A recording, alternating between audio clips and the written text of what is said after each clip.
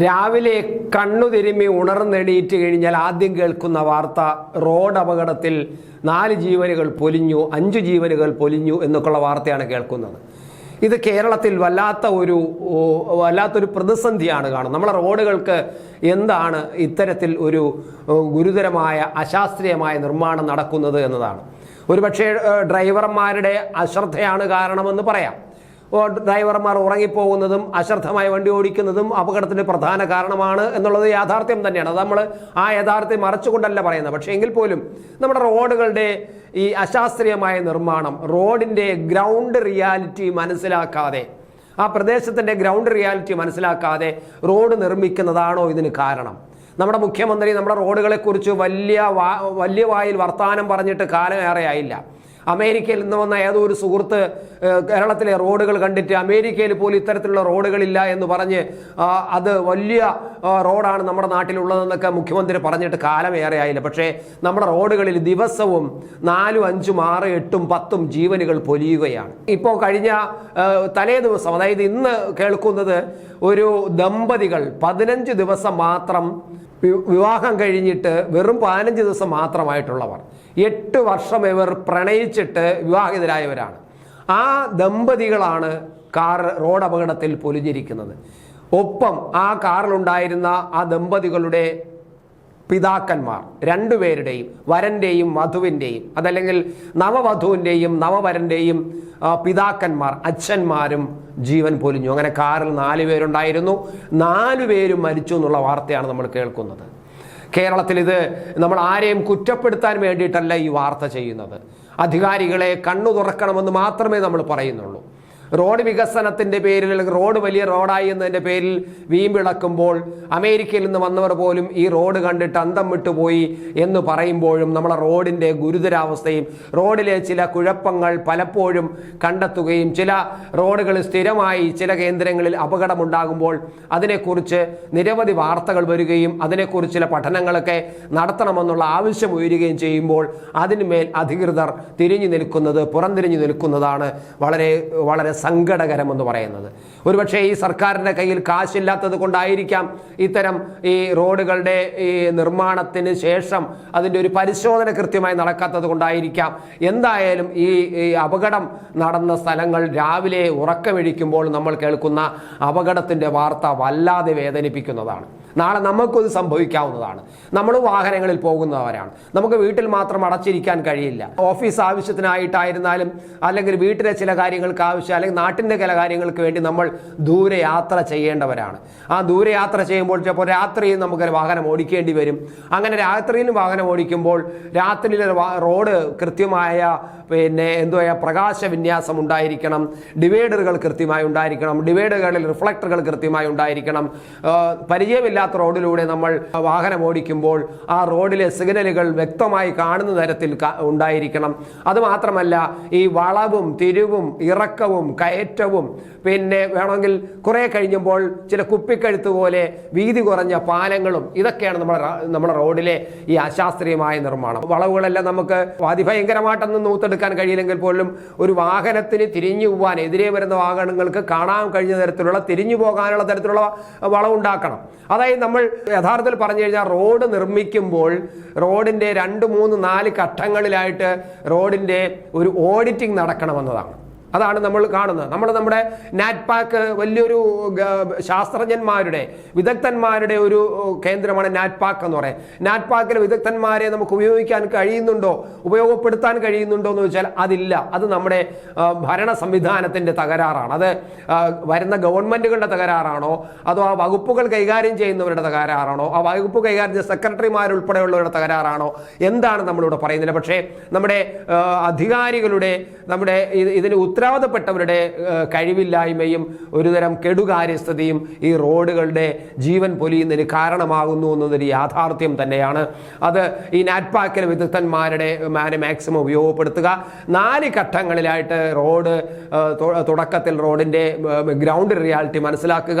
Ground reality മനസ്സിലാക്കിയതിന് ശേഷം അതുവഴി road എങ്ങനെ പോകണം എന്നതിനെക്കുറിച്ചുള്ള ശാസ്ത്രീയമായ ഒരു പഠനം നടത്തി റോഡ് നിർമ്മിക്കാൻ ശ്രമിക്കുക. എന്നിട്ട് കുത്തനെയുള്ള ഇറക്കങ്ങളും കുത്തനെയുള്ള കയറ്റങ്ങളും വളരെ ഗുരുതരമായ വളവുകളുമൊക്കെ മാക്സിമം എങ്ങനെയാണ് നമുക്ക് അപകടരഹിതമായിട്ട് റീഅറേഞ്ച് ചെയ്യാൻ കഴിയുക എന്ന് പഠിക്കുക. അതനുസരിച്ച് റോഡ് എടുക്കുക.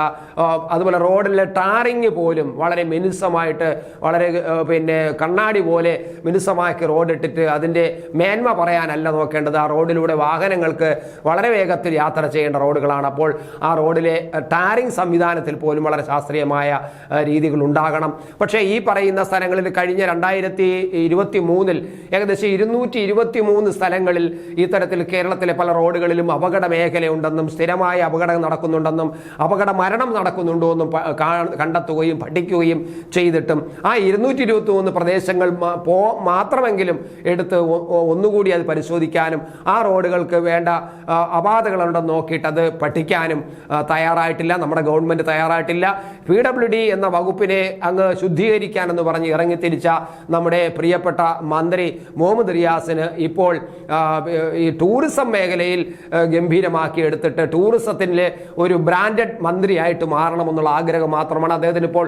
PWDയെ കുറിച്ചും റോഡിനെ കുറിച്ചും റോഡിൻ്റെ ശാസ്ത്രീയ നിർമ്മാണത്തെക്കുറിച്ചും ഒക്കെ ആദ്യമൊക്കെ വാചകമടിച്ച അല്ലെങ്കിൽ ആദ്യമൊക്കെ സജീവമായിട്ട് ഇറങ്ങിത്തിരിച്ച മുഹമ്മദ് റിയാസ് എന്ന മന്ത്രിക്ക് ഇപ്പോൾ റോഡുകളെ കുറിച്ച് വലിയ കാര്യമായിട്ടൊന്നും ഒരു താല്പര്യമില്ല. അദ്ദേഹത്തിന് ടൂറിസം മേഖലയെ കൂടുതൽ ഗംഭീരമാക്കുക. അത് ലോകരാജ്യങ്ങളിൽ ശ്രദ്ധിക്കപ്പെടുന്നതും മറ്റ് സംസ്ഥാനങ്ങളിൽ ലോകരാജ്യങ്ങളും ശ്രദ്ധിക്കപ്പെടുന്നതാണ് ടൂറിസം.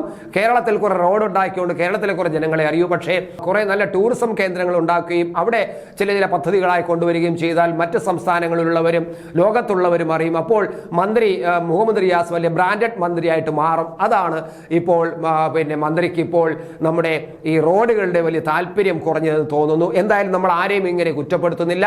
പക്ഷേ ഈ അപകടം നടന്നത്, ഈ ദമ്പതികളുടെ മരണം വല്ലാതെ വേദനിപ്പിക്കുന്നു. കഴിഞ്ഞ ദിവസം 4 പിഞ്ച് കുഞ്ഞുങ്ങളാണ് സ്കൂളിൽ പോയിട്ട് വന്നു നിന്ന 13 വയസ്സ് മാത്രമുള്ള പാവം പിഞ്ചു കുഞ്ഞുങ്ങൾ ജീവിതം എന്താണെന്ന് മനസ്സിലാക്കിയിട്ടില്ല. സ്കൂളുകളിൽ പൂമ്പാറ്റകളെ പോലെ പോയിക്കൊണ്ടിരിക്കുന്ന പറന്ന് നടക്കുന്ന ആ പ്രായത്തിൽ വാഹനം ഇടിക്കുന്നു, സിമന്റ് ലോറി മറിയുന്നു, സിമന്റ് കട്ടകൾക്ക് ഇടയിൽപ്പെട്ട് ഞെരിഞ്ഞമർന്ന് 4 നമ്മുടെ പെൺകുട്ടികൾ, നമ്മുടെ ബാലികമാർ, നമ്മുടെ സഹോദരിമാർ, നമ്മുടെ മക്കൾ മരിക്കുന്നു.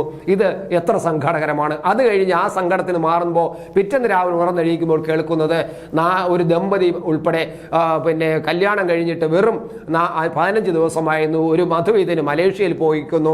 മലേഷ്യയിൽ പോയി മധുവിധമൊക്കെ അടിച്ചു പൊളിച്ചതിന് ശേഷം സന്തോഷത്തോടെ തിരിച്ച് നാട്ടിലേക്ക് വരികയും ജോലി സ്ഥലമായ കാനഡയിലേക്ക് പോകുന്നതിന് മുമ്പ് ബന്ധുവീട്ടിലൊക്കെ ഒന്ന് ഓടി നടന്ന് വിവാഹ മോടിയിൽ എല്ലാ ബന്ധുവീട്ടിലൊക്കെ പോകണമെന്ന് ആഗ്രഹിച്ച് വളരെ സന്തോഷത്തോടെ വരുന്ന ഈ ദമ്പതിമാർ റോഡിൽ കാറിനകത്തിരുന്ന് ഞെരിഞ്ഞമർന്ന് മരിക്കേണ്ടി വരുന്നു എന്ന് പറയുമ്പോൾ ഇത് എവിടെയാണ്?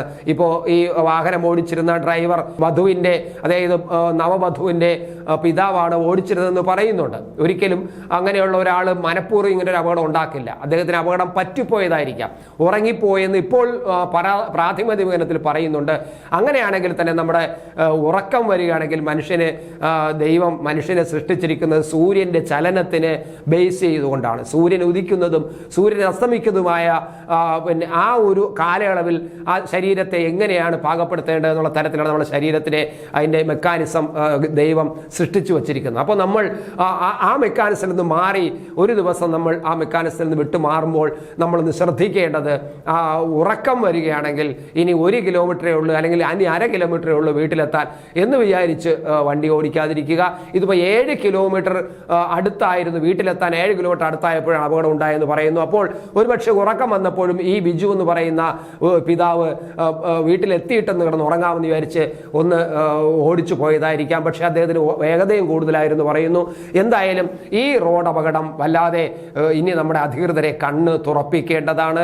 അത് വണ്ടി ഓടിക്കുന്നവരുടെയും കണ്ണ് തുറക്കേണ്ടതാണ്. കാരണം റോഡിൽ ജീവനുകൾ, അതും നിരപരാധികളായ ജീവനുകൾ ഒരു അപരാധവും ചെയ്യാതെ മരണപ്പെടുക, കൊല്ലപ്പെടുക എന്ന് പറയുന്നാൽ അത് അസഖ്യമാണ്. നാളെ നമുക്കും സംഭവിക്കാവുന്നതാണ്.